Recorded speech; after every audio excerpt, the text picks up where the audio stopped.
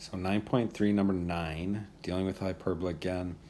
They give us an equation. We need to put that into our standard form. And so I'm going to do something just at the same time. So I'm going to divide everything by 400. But because the y squared is a positive, I'm going to do 25 over 400. That's going to give me 1 over 16. So that's going to be y squared over 16. I'm going to write that first, again, because it's the positive term. And then negative 16 over 400, if you throw that in your calculator, do math, enter, you're going to get 1 over 25. But because that's negative, I'm going to put that second. And the reason why we divided by 400 is we always want the hyperbola, just like the ellipse, to be equal to 1. Again, this is 0, 0 for the center, but we have to be careful. You should notice, like when x is over here, a lot of students will turn their x and y around for the center. So let's make sure you don't do that. But for this case, it is 0, 0.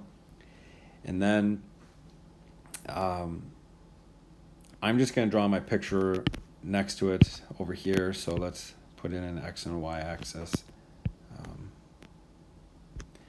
And so if I put 0, 0 down for the center, I like to find my vertices next. And so we do the first or positive denominator there. So I'm going to go up and down 4 because that's underneath my y. So I go up and down 4 for the vertices. So the first one would be 0, negative 4, and the second one would be 0, positive 4, because I went up and down for my problem. I'm not sure what your numbers are, so just watch out for that. And then I'm going to go side to side, the 25. So I go square root of 25 is 1, 2, 3, 4, 5. And 1, 2, 3, 4, 5. And so we can draw this imaginary box.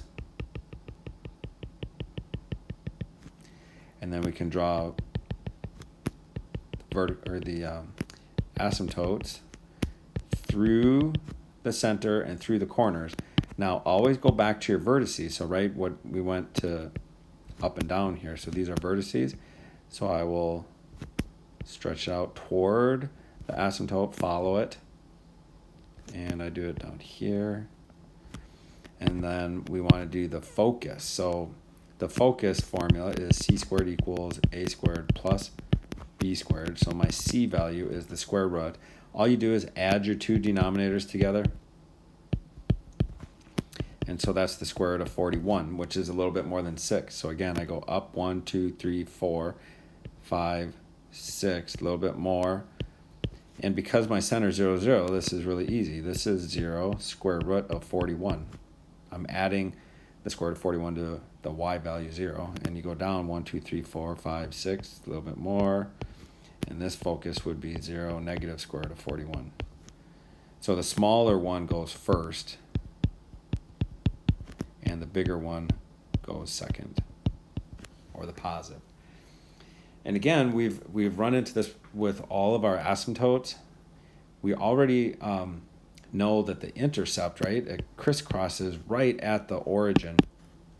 And so when you do the y equals mx plus b, you already know that the b value is 0 for both of your asymptotes. So you just need to find the slope. And remember, the slope is plus or minus. What is under the y? Take the 16, square root it is 4. What's under the x? 25, square root that. So my two slopes are positive and negative 4/5. So you can type in y equals 4/5 x, comma, y equals negative 4/5 x. If you want to put the plus 0 in for the intercept, go ahead. You don't have to.